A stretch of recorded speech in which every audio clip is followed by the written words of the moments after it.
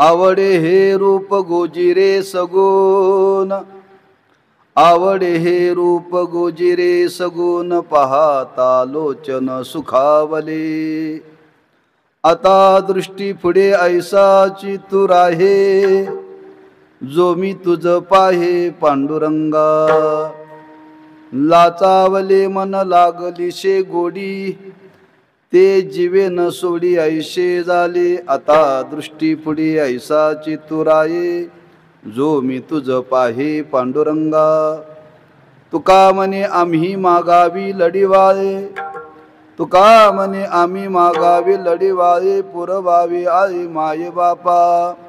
आता दृष्टी पुढे ऐसाची तू राहे, जो मी तुझ पाहे पांडुरंगा.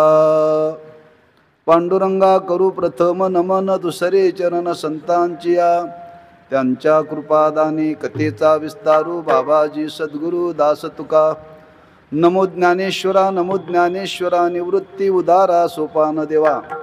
नमो मुक्ताबाई त्रिभुवन पावने, आद्यत्रे जननी देवाची. नमो सद्गुरु तुकया ज्ञानदीपा, नमो सद्गुरु सच्चिदानंद रूपा. नमो सद्गुरु भक्त कल्याण मूर्ती, नमो सद्गुरु भास्करा पूर्ण कीर्ती. आवडे हे रूप गोजिरे सगुण, आवडे हे रूप गोजिरे सगुण, पाहता लोचन सुखावले. आता दृष्टी पुढे ऐसाची तू राहे, जो मी तुझ पाहे पांडुरंगा. शिवे करता निवडलेला अभंग श्रीमंत जगद्गुरु श्री तुकोबारायांचा असून, या अभंगातून जगद्गुरु श्री तुकोबाराय देवाविषयी असलेली आवड या अभंगातून महाराज प्रकट करतायत.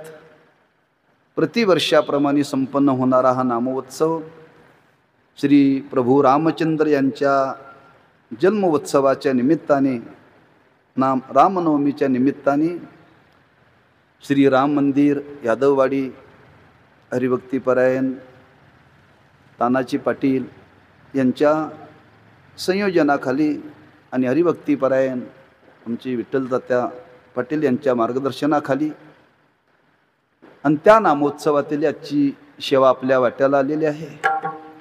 यथामती काही चिंतन करण्याचा प्रयत्न करू. श्रीमंत जगद्गुरु श्री तुकोबाराय देवाविषयी असलेली आवड प्रगट करतायत.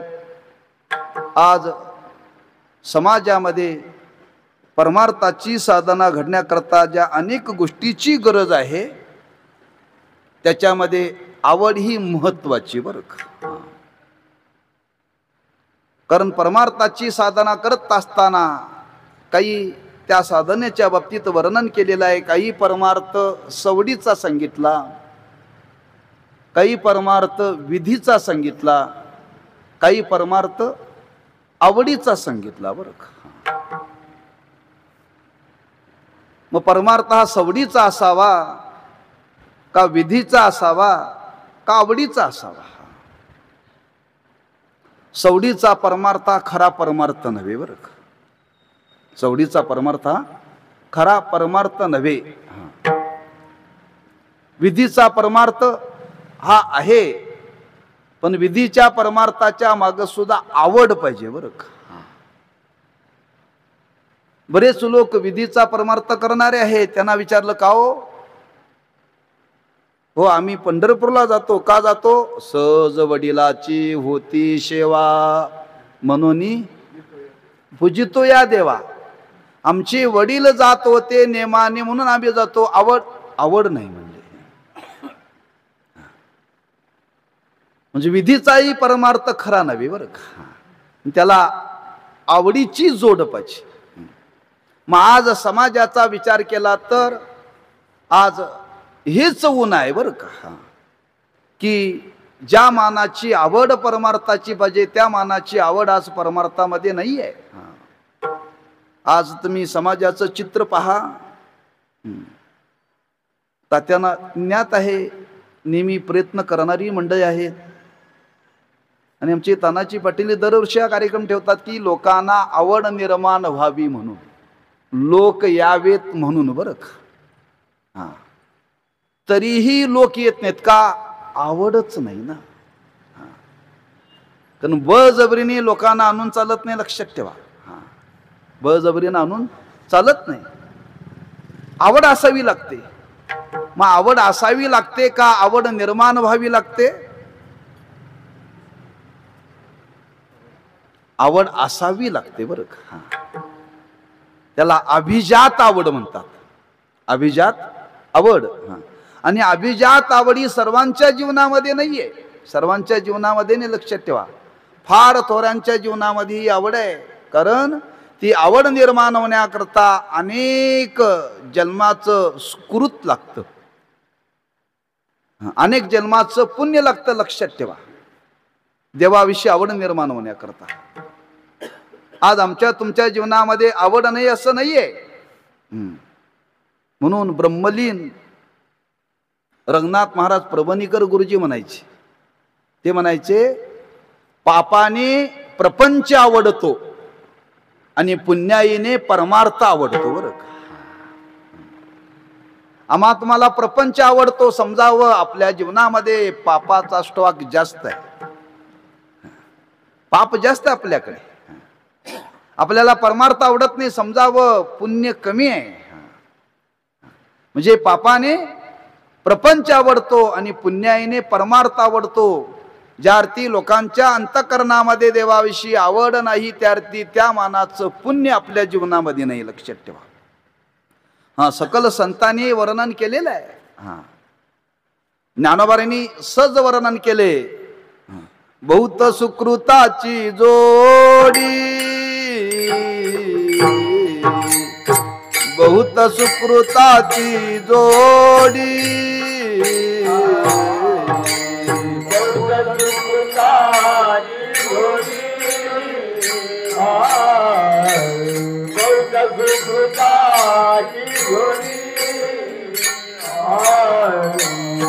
बहुत सुकृताची जोडी,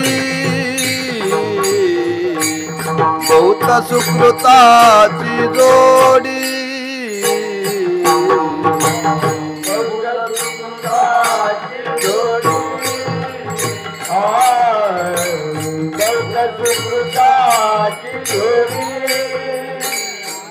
मनोनी विठ्ठली आवडी, मनोनी विठ्ठली आवडी, तो हा विठ्ठल बरवा, तो हा विठ्ठल बरवा.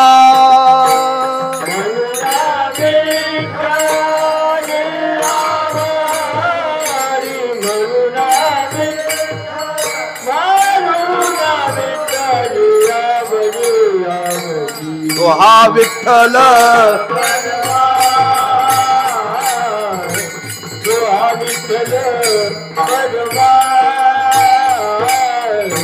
मनोनी विठ्ठली आवडी, बहुत सुकृताची जोडी. आवड निर्माण होण्याकरता सुकृत आणि ते अनेक जन्माचं लागतं बरं का. तात्पर्य आवड पाहिजे परमार्थाची साधना करण्याकरता. परमार्थाची साधना करण्याकरता आवड लागते. पण तुकोबाराय म्हणतात, माझ्या अंतःकरणामध्ये आज देवाविषयी आवड आहे बरं का.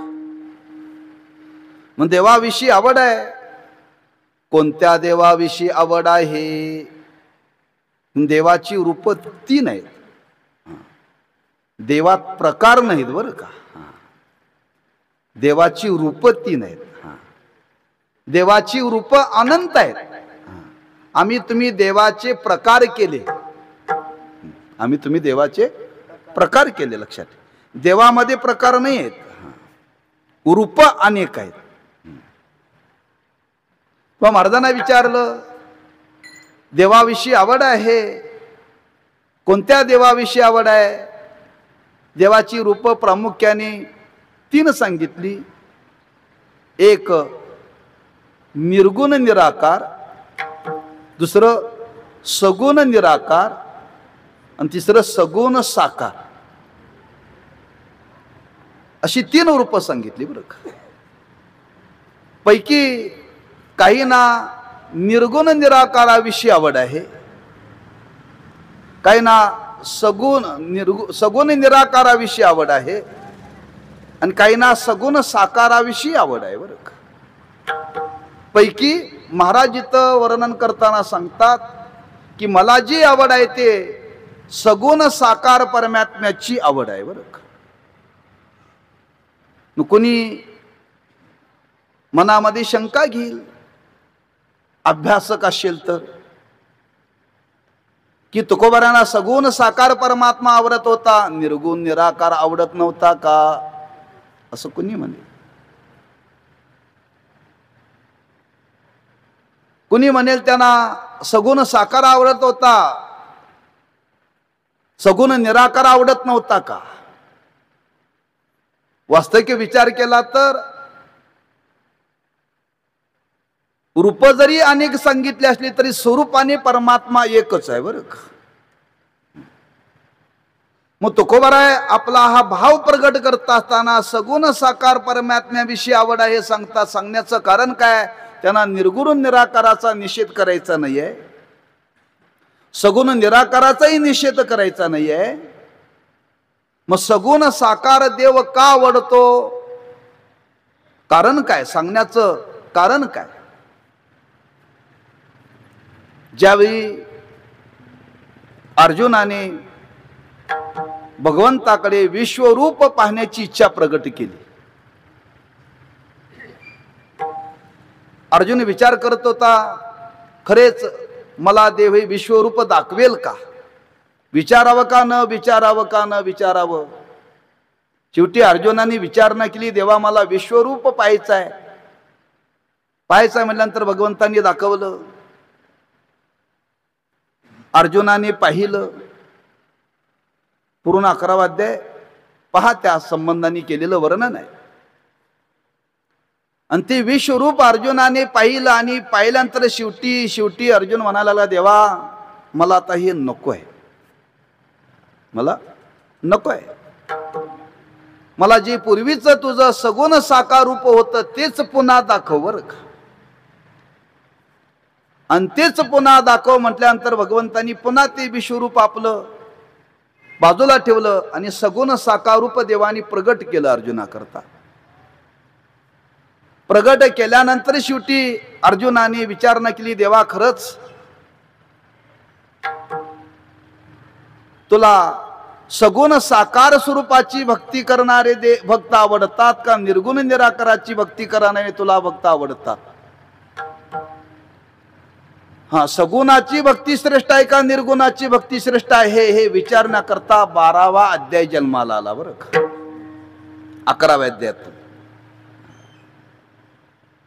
आणि अर्जुनाने विचारणा केली, सगुण का निर्गुण, देवा तुला सगुणाची भक्ती करणारा आवडतो का निर्गुणाची. देवाने विचार केला. आता अर्जुनाच्या चित्तामध्ये सगुण साकार स्वरूपाविषयी आवड निर्माण झालेली आहे. आता इथं निर्गुणाचं वर्णन करून उपयोगाचं नाही.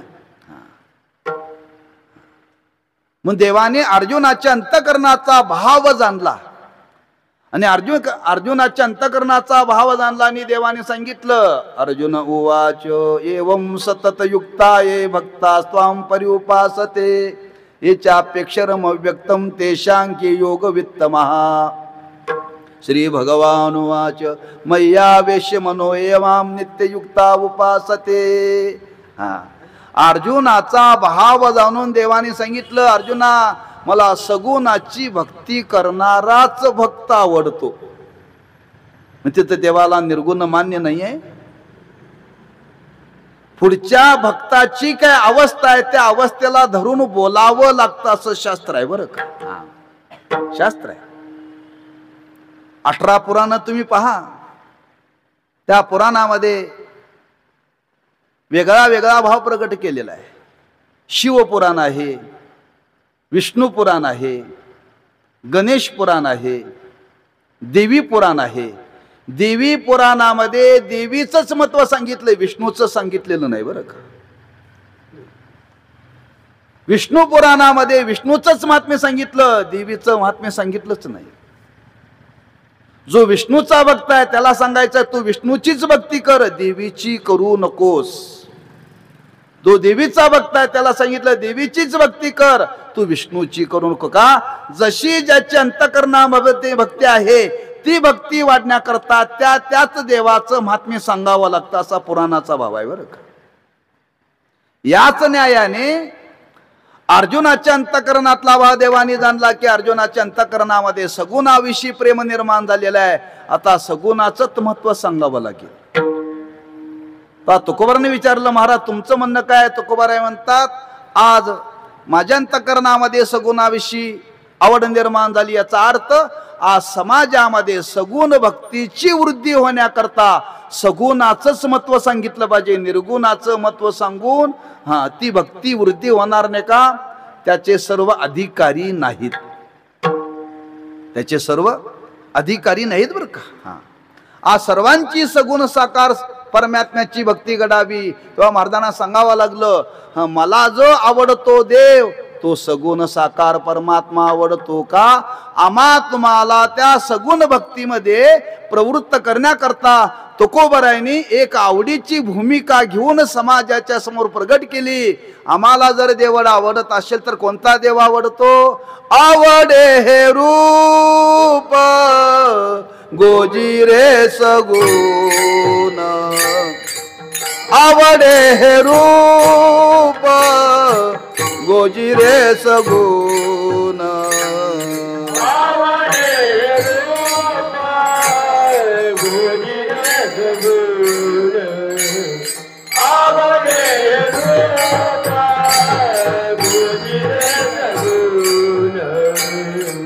आवडे हे रूप गोजी रे सगुण, आवडे हे रूप गोजी रे सगुण,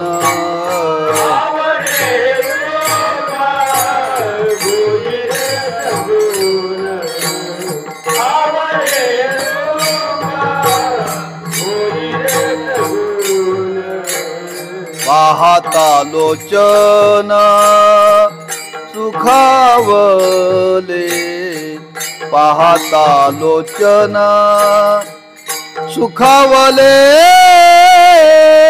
आता दृष्टी पुढे ऐसा चितुराये, आता दृष्टी पुढे ऐसा चितुराये, आता दृष्टी पुढे ऐसा चितुराये.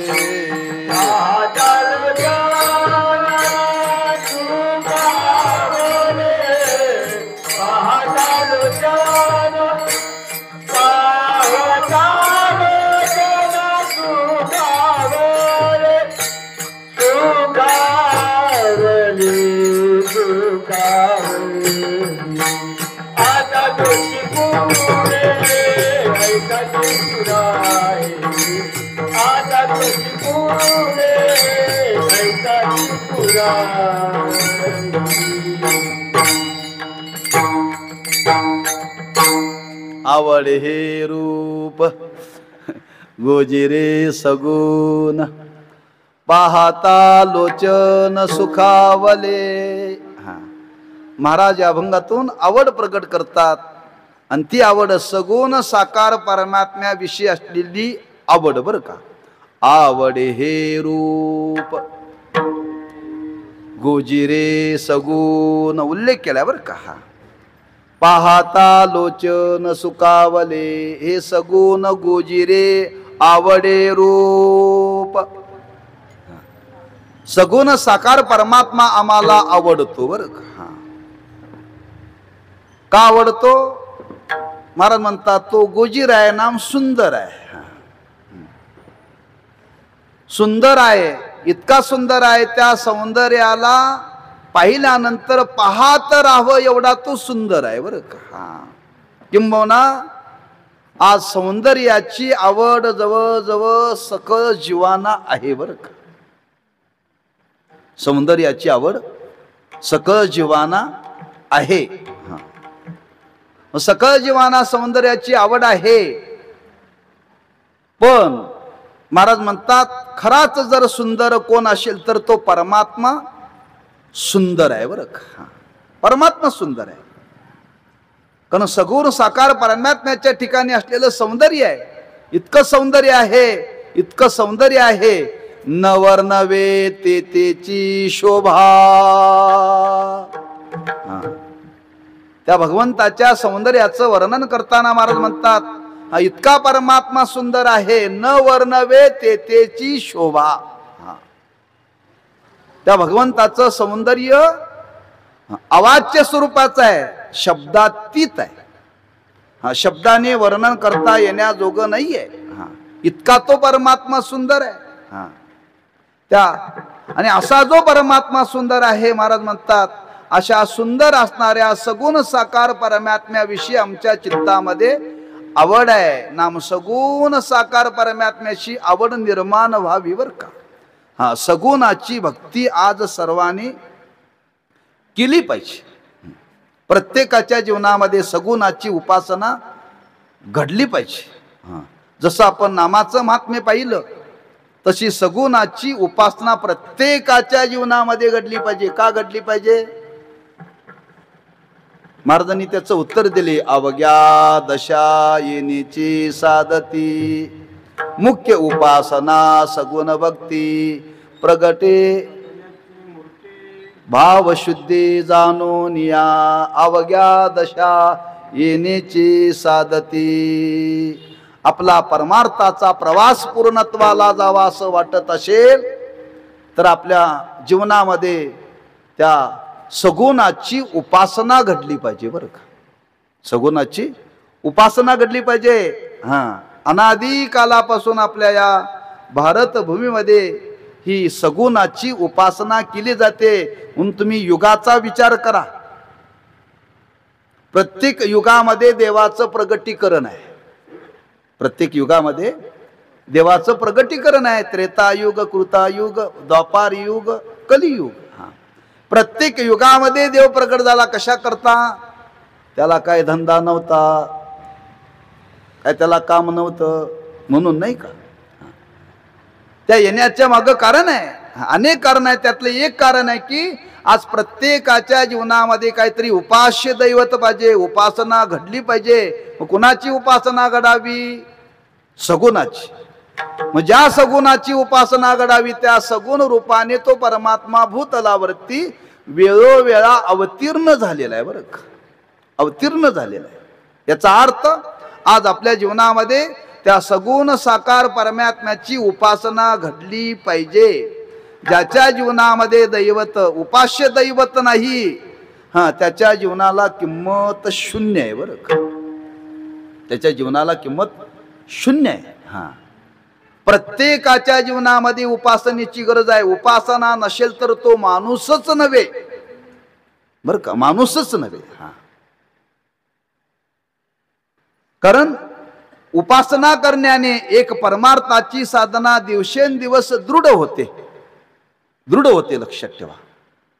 चित्ताला स्थैर्य आणि चित्ताला धैर्य हे उपासनेतून प्राप्त होतं. आज आमच्या जीवनामध्ये धैर्यही नाही आणि स्थैर्यही नाही.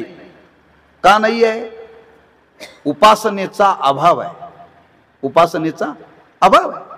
म्हणून मी नेहमी सांगत असतो आपल्या वारकऱ्यामध्ये उपासना घडण्याकरता दोन भाव प्रगट केलेत. सकाळचा काकडा आणि संध्याकाळचा हरिपाठ. हे उपासनेचं अंग आहे, लक्षात ठेवा. उपासनेचं अंग आहे. हे कोणीच करत नाही, कोणीच करत नाही, लक्षात ठेवा. उपासना करणाऱ्याने रोज काकडा केलाच पाहिजे. लोक म्हणतात साखर झोपेची वेळ आहे.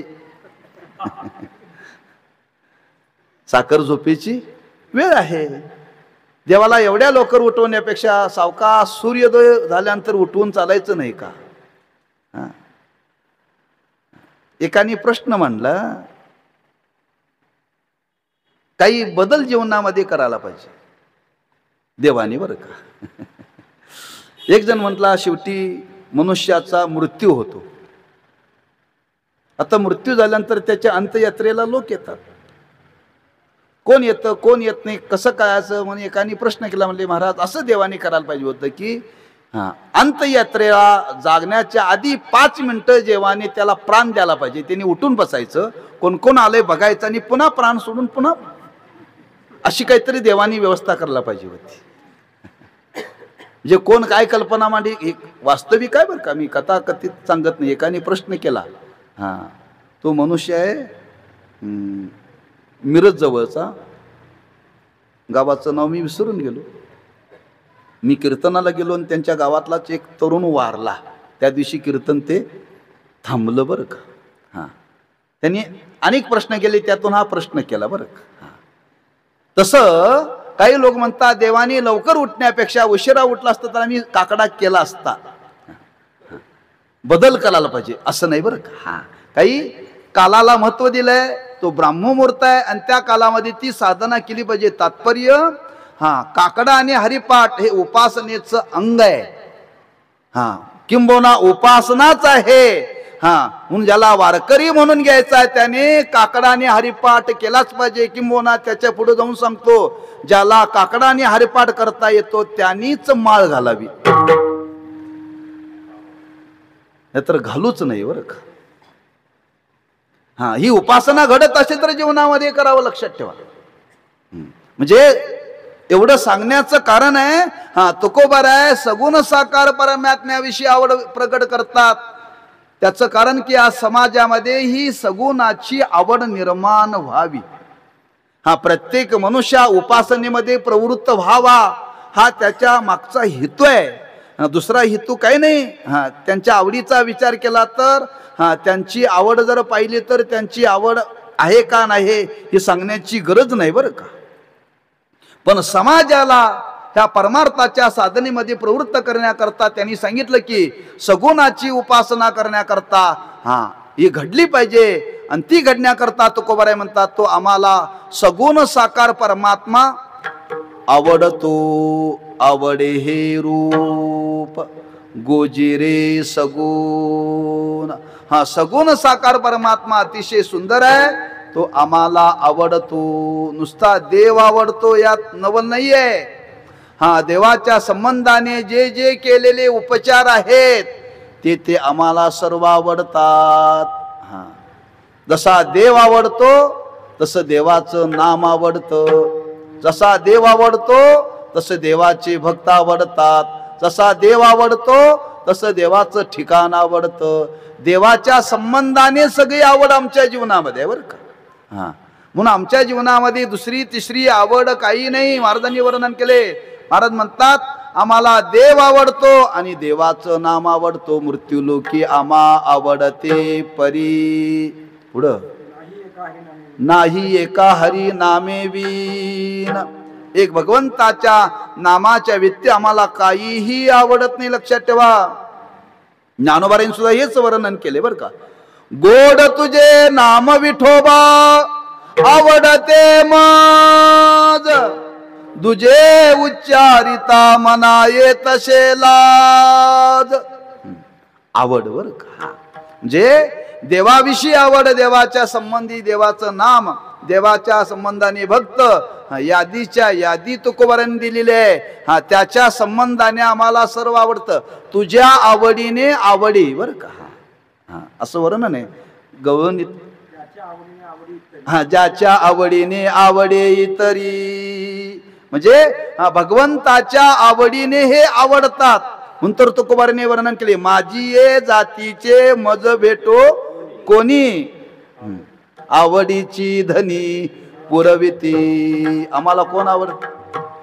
फेडावया.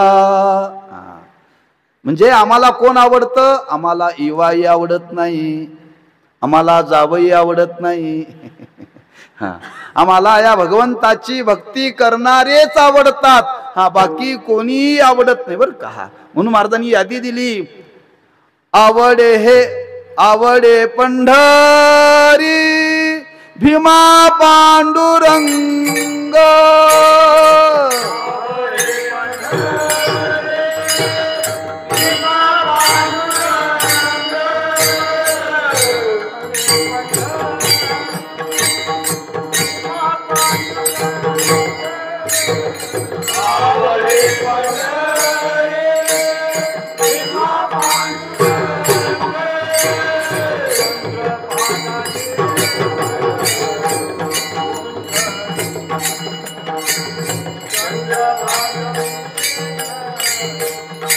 पुंडलिक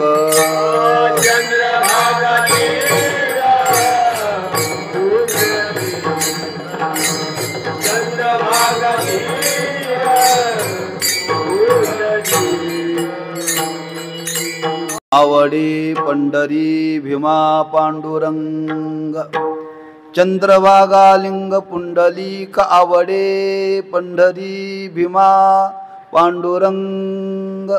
एक देव, एक पंढरी, एक चंद्रभागा भीमा आणि भक्त पुंडलिक देवाच्या संबंधी बरं का. हा, याच्या व्यतिरिक्त आमच्या जीवनामध्ये आवड नाही. म्हणजे देवाविषयी आवड आहे, म्हणजे देवाविषयीच आवड असावी बरं का. देवाविषयीच आवड असावी, पण ती कशी असावी. आवडीमध्ये दोन प्रकार आहेत. एक काही निमित्ताला धरून आवड आणि एक निर्निमित्त आवड बरं का. आज आवड निर्माण होण्याकरता काही निमित्ताच्याला धरून जी आवड निर्माण होते, काही अंशाने त्याचा स्वीकार केला जातो बरं का. पण खरी आवडीचं वर्णन करत असताना माणसाच्या जीवनामध्ये जी आवड असावी ती निर्निमित्त आवड असावी बरं का. आज आमच्या तुमच्या जीवनामध्ये आवड निर्माण होते निमित्ताला धरून, हा, ती काही कालापुरती राहते बरं का. बघा, निमित्ताचं वर्णन करताना वर्णन केले, आम्हाला फार हे आवडतात का, फार चांगले गातात म्हणून आवडतात. हा, ती आवड त्याच्याविषयी काय, गुणाविषयी आवड, गुणाविषयी आवड बरं का. हा, चांगले गातात म्हणून आवडतात, ही निमित्ताला धरून आवड आहे. चांगले वाजवतात म्हणून आवड आहे, निमित्ताला धरून आहे. चांगलं कीर्तन करतात म्हणून आवडतात, निमित्ताला धरून आवड आहे बरं का. हा, हे चांगले स्वयंपाक करतात म्हणून आवडतात, निमित्ताला धरून कुठेही लावाय बरं का. हे नेहमी आमची सेवा करतात म्हणून आवडतात, निमित्ताला धरून आहे. ते निमित्त गेलं की आवड त्याच्याबरोबरच गेली बरं का. हा, ही खरी आवड नव्हे, लक्षात ठेवा. हा, आवड असावी निर्निमित्त आवड असावी, निमित्ता वाचून बरं का. महाराजांना विचारलं, देव तुम्हाला का आवडतो. महाराज म्हणतात, निर्निमित्त आवडतो बरं का. प्रियाची परमशिमा, हा, आवडे प्रियाची परमशिमा आत्मा. हा, की त्या आत्म्याविषयी आमच्या चित्तामध्ये आवड आहे. महाराज म्हणतात का, प्रियाची परमशिमा, प्रियाची परमशिमा बरं का. हा, म्हणजे आमची आवड जायची आहे ना, हा, आम्हाला आमचा आत्माच आवडतो, तो देवच आवडतो. का आवडतो, प्रियाची परमशिमा आहे.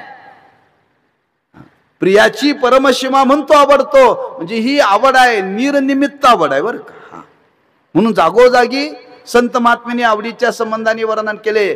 अशीच आम्हाला आवड आहे. हा, बाकी आमच्या जीवनातली येणारी जाणारी आवड आमच्या जीवनातली आवड नाही बरं का. म्हणून वर्णन केले, जीवीची या जीवा प्रेम भावाची या भावा,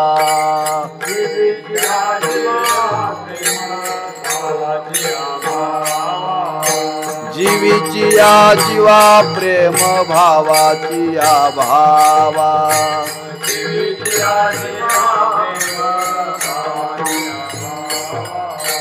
तुझ वाचून केशवा अनुना,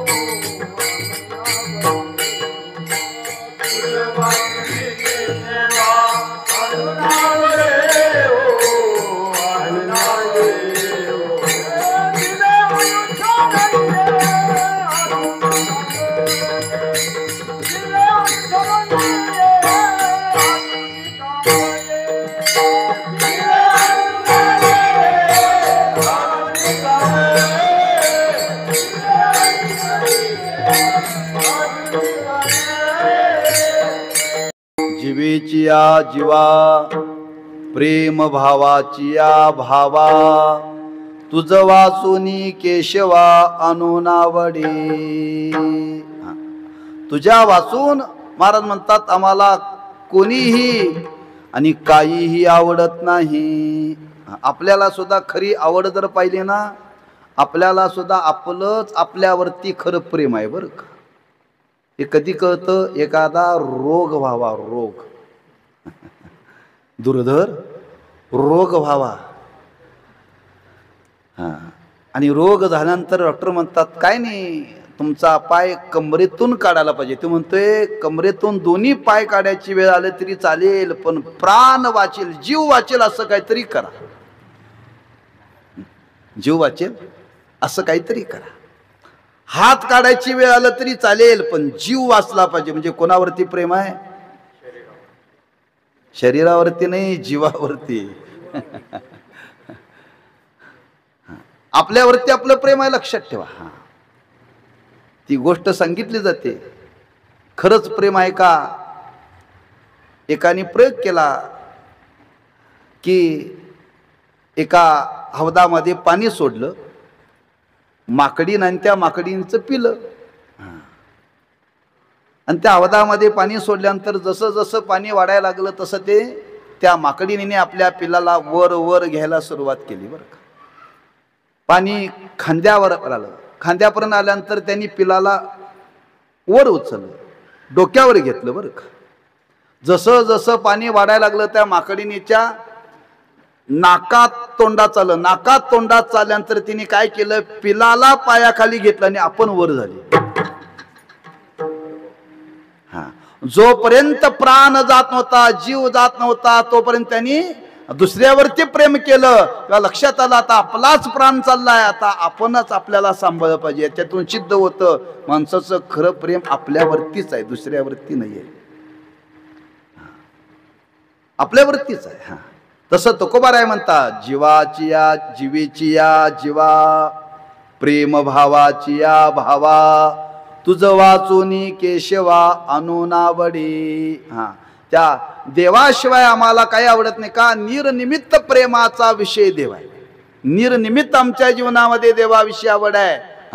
अगदी खरंच सांगतात देवा आम्ही तुला शपथ घेऊन सांगतो तुझ्याशिवाय आम्हाला काही आवडत नाही. तुझी आन वाही नगा देवराया देवराया बहु आवडशी जीवा पासोनिया बहु आवडशी जीवा पासोनिया देवराया देवराया बहु आवडशी जीवा पासोनिया बहु आवडशी जीवा पासोनिया. कानडिया विठोबा कानडिया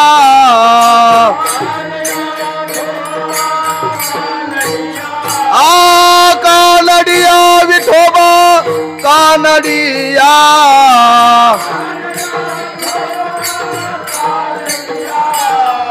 कानडिया विठोबा कानडिया कानडिया बहु आवडशी जीवा पासोनिया बहु आवडशी जीवा पासोनिया.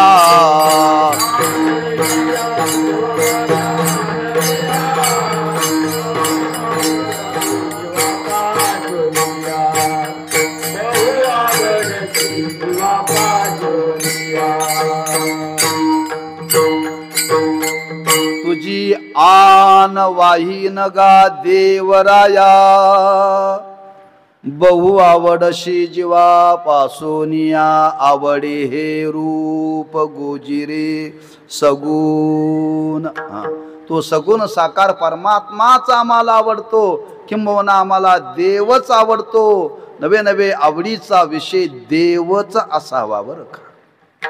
आवडीचा विषय देवच असावा का तर महाराज म्हणतात पाहता लोचन सुखावले. तो सगुण साकार परमात्मा, त्याला पाहण्यामध्ये आज आपल्याला सुख आहे. पाहता लोचन सुखावले, लोचन म्हणजे डोळे, सुखावले. हा, खरी डोळ्याला सुख कधी होतं? कधी सुख होतं? काही लोक म्हणतात रुपय पाहता लोचनी. रूप पाहता नव्हे बरं का, रुपय पाहता. हा, काही ना नोट रुपये पाहिल्यानंतर सुख होतं बरं का, सुख होतं. हा, एक सावकार कोम्यात गेली, कोम्यात गेली. डॉक्टरांना बोलवलं, काही इलाज चाले ना, काही घरगुती उपाय केले तरी काही चाले ना. एकाने सांगितलं म्हणजे याला एक उपाय म्हणले, औषधाने हा कोम्यातून सावकार बाहेर येणार नाही. याला जर कोम्यातून बाहेर आणायचं असेल तर काय करा म्हणले, असे ओंजळ भरून पैसे घ्या, ओंजळ भरून पैसे घ्या आणि त्याच्या कानाजवळ वाजवा. त्या पैशाचा आवाज आला ना, हा बरोबर शुद्धीवरती येईल. याला म्हणतात रुपय पाहता लोचनी. असे काही लोक समाजामध्ये आहेत.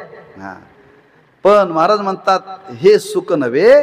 महाराज म्हणतात त्या भगवंताच्या रूपाला पाहिल्यानंतर खरं सुख होतं.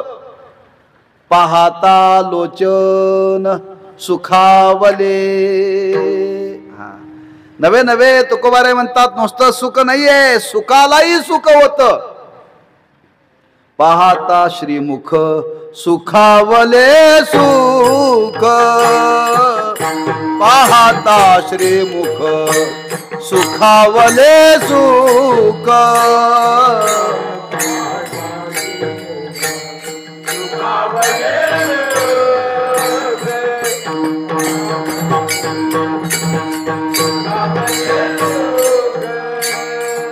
डोळ्याची भूक नवजे माझ्या, डोळ्याची भूक नवजे माझ्या, डोळ्याची भूक नवजे माझ्या, डोळ्याची भूक नवजे माझ्या, डोळ्याची भूक नवजे माझ्या, डोळ्याची भूक नवजे माझ्या. जिवे गोड तीन अक्षरांचा रस, जिवे गोड तीन अक्षरांचा रस, जिवे गोड तीन अक्षरांचा रस.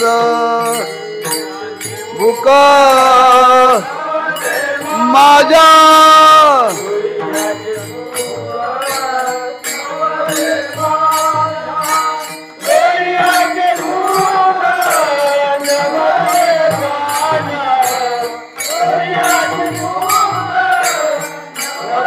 माझ्या दिव्य गोडातीन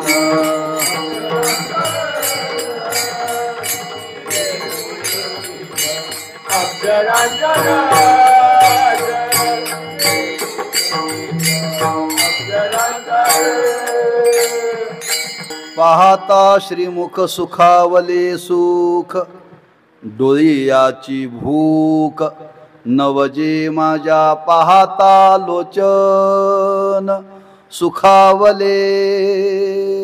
त्या सगुण साकार परमात्म्याला पाहण्यामध्ये एवढं सुख आहे, एवढं सुख आहे. पाहता लोचन सुखावले.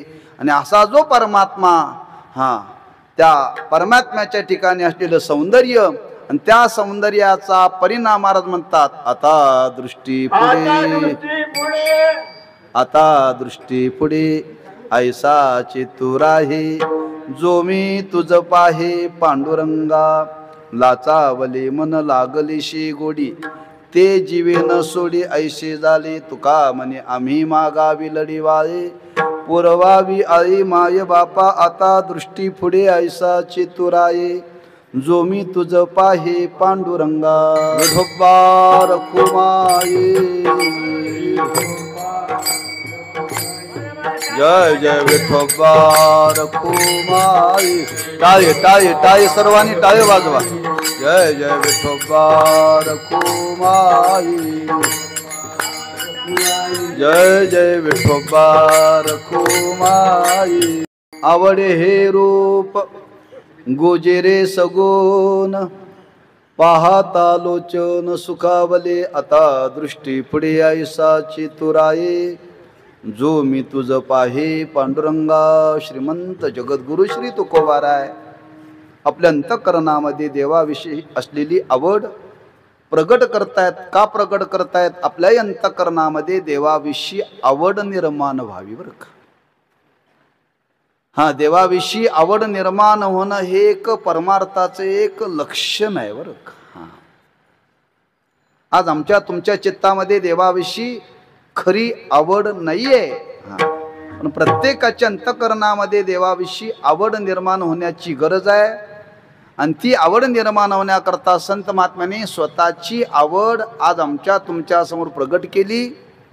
आणि ती आवड कशी आहे? निरनिमित्त आवड आहे बरं का. किंबहुना निरनिमित्त आवडीचाच विषय परमात्मा आहे बरं का. निरनिमित्त आवडीचा विषयच परमात्मा आहे. आणि हीच खरी आवड बरं का. हीच खरी आवड आज आमच्या तुमच्या जीवनामध्ये जरी विषयाविषयी आवड असली तर ती आवड सद्गतीला नेणारी नाही, अधोगतीला नेणारी आहे बरं का. हा, भगवंताने 12व्या अध्यायामध्ये वर्णन केलं खरंच की माझ्या ठिकाणी मन आणि बुद्धी जर स्थिर केली आणि त्याचा उद्या देह पडला, आयुष्य संपलं, तर भगवंतांनी वर्णन केले की तो अधोगतीला जाणार नाही, तो माझ्याच स्वरूपाला प्राप्त होईल. का? माझ्या ठिकाणी मन आणि बुद्धी स्थिर झाल्यामुळं आता त्याच्या मनाला आणि बुद्धीला विषय राहिला नाही बरं का. त्या न्यायाने आज आमच्या तुमच्या अंतःकरणामध्ये सुद्धा देवाविषयी आवड निर्माण व्हावी. आणि देवाविषयी जर आवड निर्माण झाली तर आपल्या अंतःकरणामध्ये विषयाविषयी आसक्ती राहणार नाही. आणि आसक्ती जर नाही राहिली तर त्याच्या जीवनामध्ये पुन्हा पुढचा प्रवास अधोगतीचा थांबेल बरं का. म्हणून देवाविषयी आवड असावी.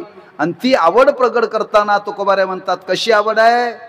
आता दृष्टी पुढे ऐसा चितूर आहे जो मी तुझ पाहे कधीतरी.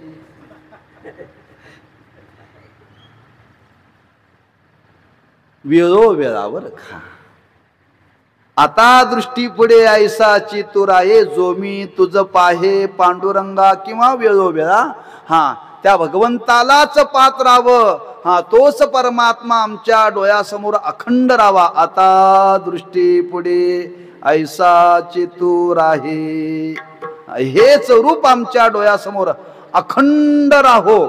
हा, आवडे निरंतर हेची ध्यान.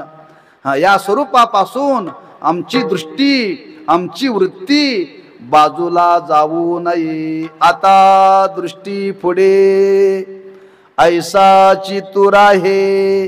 हा, हेच रूप आम्हाला सतत पाहावं, हेच आमच्या डोळ्यासमोर राहावं. आता आम्हाला दुसरं रूप देवा नको आहे पाहायला. का? तुझ्या स्वरूपाविषयी आमच्या जीवनामध्ये निर्माण झालेली आवड आहे. नवे नवे महाराज म्हणतात ती आवड कशी आहे? हा, त्याला महाराजांनी शब्द वापरलेला मराठीमध्ये. एखादा मनुष्य एखाद्या पदार्थाला लाचावलेला असतो बर का. आणि लाचावला नंतर तिकडं जाऊ नका म्हणून सांगावं लागत नाही, तो आपापच जातो बर का. त्या गवळणी भगवंताच्या भक्ती सुखाला लाचावलेल्या होत्या. आणि भगवंताच्या भक्ती सुखाला लाचावल्यामुळे त्या काय करायच्या? भगवंताचं दर्शन तरी झालं पाहिजे, त्या भगवंताच्या भेटीला आपण गेलं पाहिजे. पण आम्ही आहोत परतंत्र, सासूच्या आज्ञेशिवाय जाता येत नाही. मग सासूच्या आज्ञेशिवाय जाता येत नाही, मी काय करावं? घरामध्ये जी पाण्याची भांडी भरलेली होती ती मोरीमध्ये ओतायची ओतायची बरं का. आणि सासूबाईला सांगितलं, सासूबाई घरातलं पाणी संपलंय. मग त्यामध्ये विचारताय काय? जा ना म्हणे, मीस पाणी याचे चट. हा, की त्या पाण्याचं निमित्त असलेलं पाणी ओतायचं बरं का. आणि पाण्याच्या निमित्ताने भगवंताच्या दर्शनाला जायचं, याला म्हणतात लाचावणं बरं का. याला म्हणतात लाचावणं. म्हणजे मन लाचावं, पण कशा करता? विषया करता लाचावू नये बरं का. हा, भगवंताच्या दर्शनाकरता लाचावं. आणि महाराज म्हणतात एवढी आवड आमच्या अंतःकरणामध्ये निर्माण झाली. लाचावली मन लागलीशी गोडी, ते जीवे न सोडी ऐशे झाले. हा, जीव गेला तरी हरकत नाही, पण आता आम्ही देवापासून बाजूला जाणार नाही बरं का. जसा तो मुंगळा आहे, त्या मुंगळ्याला गुळ फार आवडतो बरं का.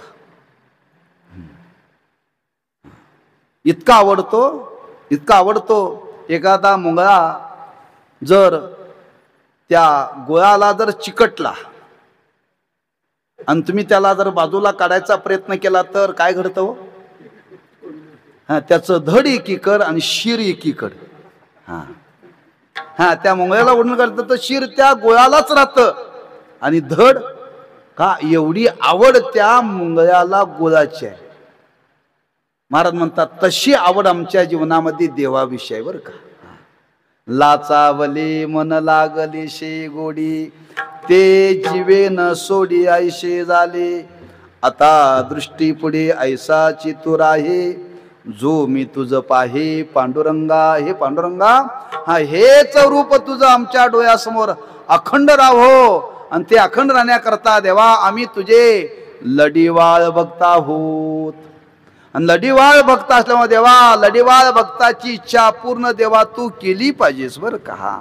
देवा आमच्या जीवनामध्ये हा तुझ्याशिवाय आता आम्हाला कोणी नाही. सकळही गोत माझे पंढरीशी जाण, बाप रखुमा देवी वरू विठ्ठलाची आन. कृष्ण माझी माता, कृष्ण माझा पिता, बहिणी बंधू चुलता कृष्ण माझा. देवा आमच्या जीवनामध्ये आता तुझ्याशिवाय आम्हाला कोणीही नाही. देवा तूच सर्वस्व आमच्या जीवनामध्ये.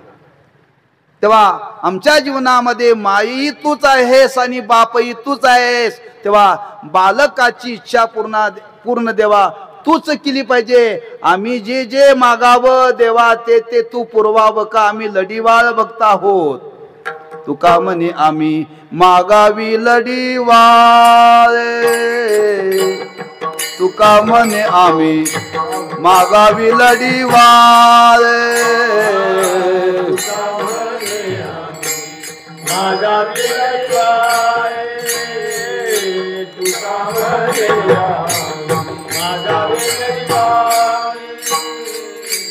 तुका म्हणे आम्ही मागावी लढीवाळ, तुका म्हणे आम्ही मागावी लढीवाळ.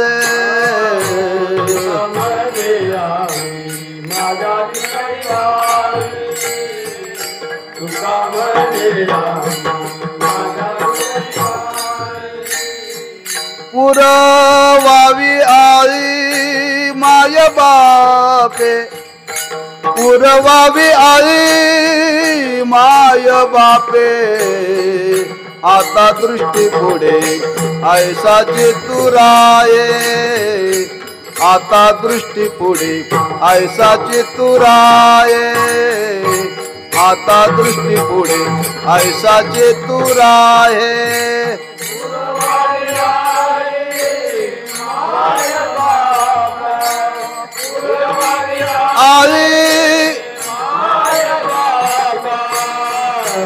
आता दृष्टी पुढे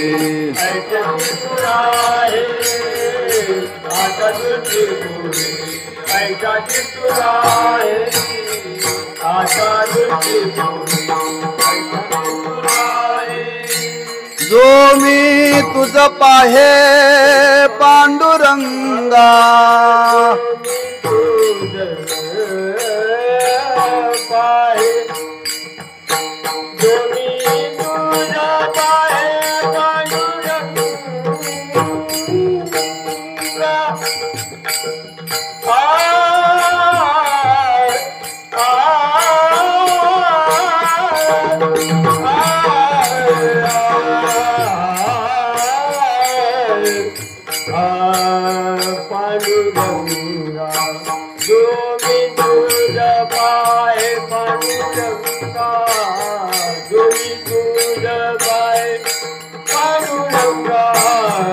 आता दृष्टी कोडी ऐसा चित्तुराये आता दृष्टी कोडी ऐसा चित्तुराये ऐसा चित्तुराये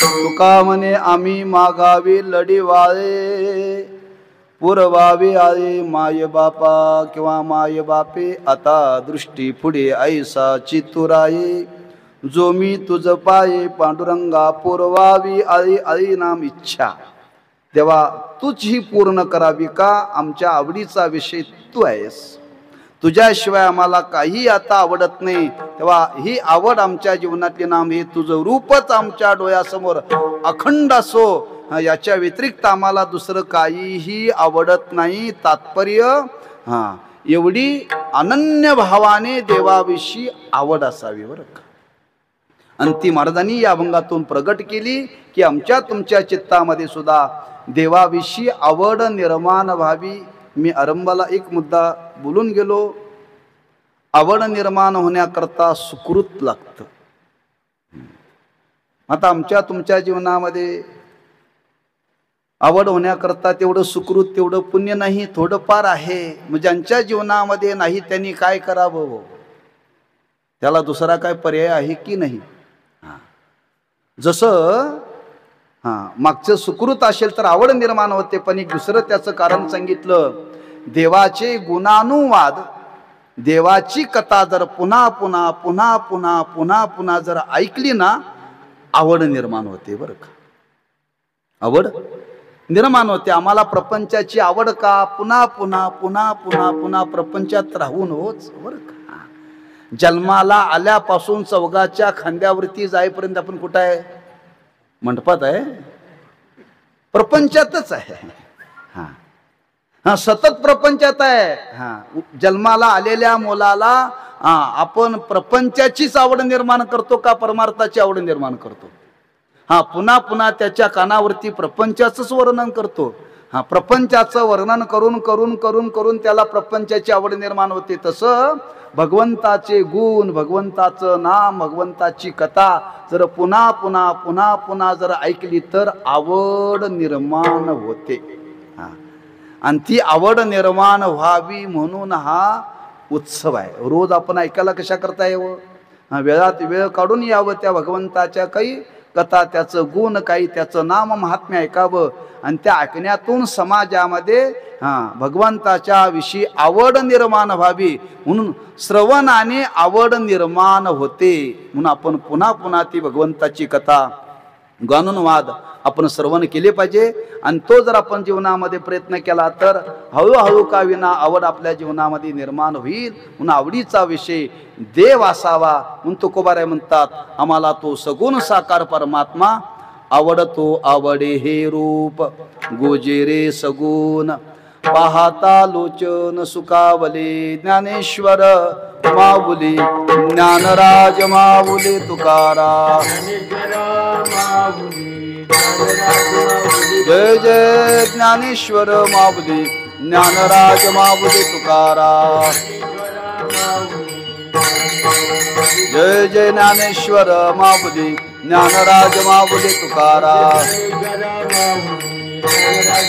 जय जय ज्ञानेश्वर माऊली ज्ञानराज माऊली तुकाराम जय जय ज्ञानेश्वर माऊली ज्ञानराज माऊली तुकाराम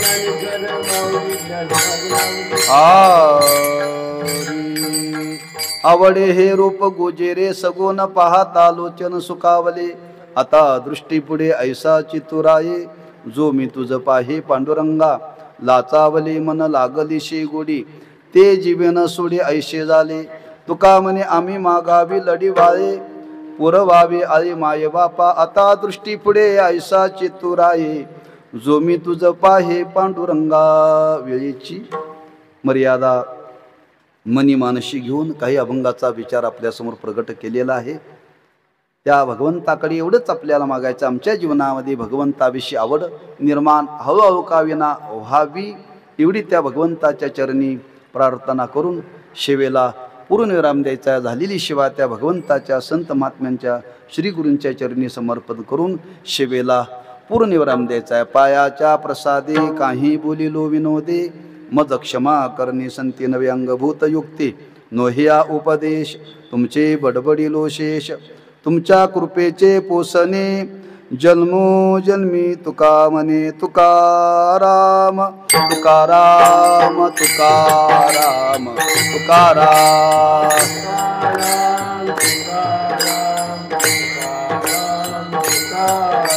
तुकाराम तुकाराम तुकाराम तुकाराम